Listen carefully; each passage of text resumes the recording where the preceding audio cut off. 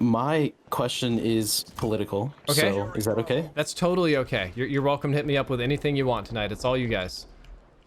So what genuine policy positions do you think that could be reliably enforced that would prevent social medias and their algorithms from radicalizing young and old people into reactionary and dangerous politics?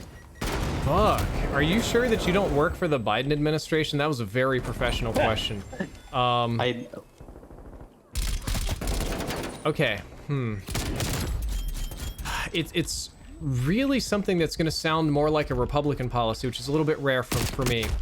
But we need to reform, I think it's what, section 19? What's the section number where they get to be both a platform and a publisher as they see fit very conveniently?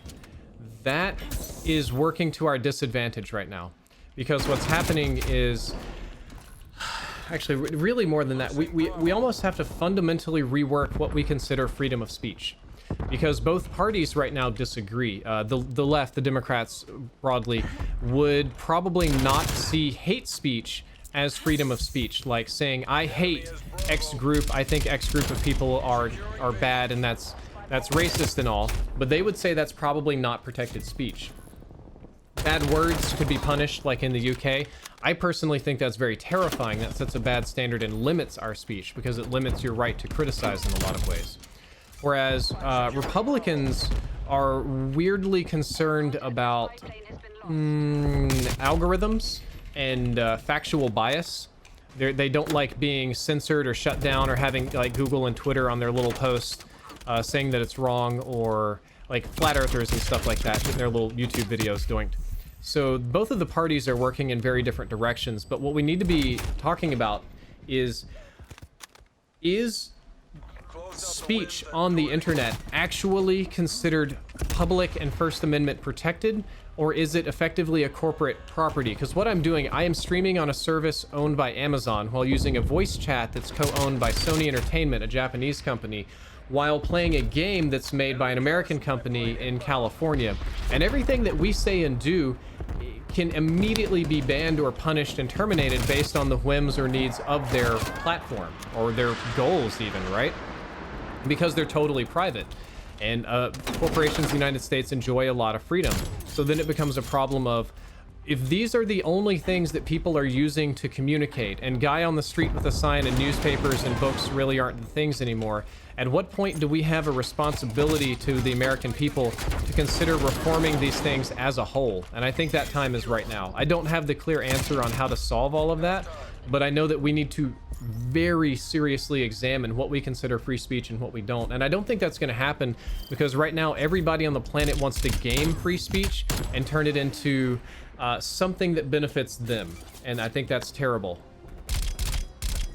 That was a long answer. I apologize. It was a long question. You did good. Thank you. Anything you want to add? Yeah, definitely. There's definitely a big rift right now with all these, like you mentioned, you have a ton of different hoops to jump through essentially with having a game in California, streaming on a service owned by Amazon, etc. With all those things in mind, why do we have to go based off of the American Constitution if this should be a more worldwide topic? That's basically Amazon or Twitter's answer anytime other countries like criticize them or like blah blah blah is illegal in India. They'll just be like, okay, well, we're not an Indian company. And that's true of all multinationals, and they don't really have to. And see, that's kind of the scary thing. Like, we'll pick on Twitter. Twitter's got their little censor hammer out for bad words these days. If Twitter is regulated in the United States, I guarantee you within 2 weeks, all of a sudden it's in Ireland or Cambodia or something for their headquarters, and their answer will be, well, we don't have to answer to U.S. law because we're not a U.S. company. That's kind of scary too. So it's almost as if we need like a sort of global like UN of Twitter, so to speak. See, that's even harder because you're assuming that countries around the world have even remotely the same interest and values around free speech. I mean, in Russia, you go to jail for being gay, And a great number of countries around the world, blasphemy is a crime. Like a lot of you guys would like to pick on probably Muslim countries for that, but in the Cayman Islands where I went, it's technically like almost a theocracy, and blasphemy is truly a crime. You can go to jail for that. It's rarely enforced, but they do it. That's a Christian nation. Like, you criticize the Bible, you go to jail. So their idea of free speech is radically different than ours. And if you put them on a council, it's kind of, you see like the joke, like all these not so great countries on the UN Human Rights Council, is the same problem. Bit of a scary thought to see, like, what if the the church had even more power than it had now in America.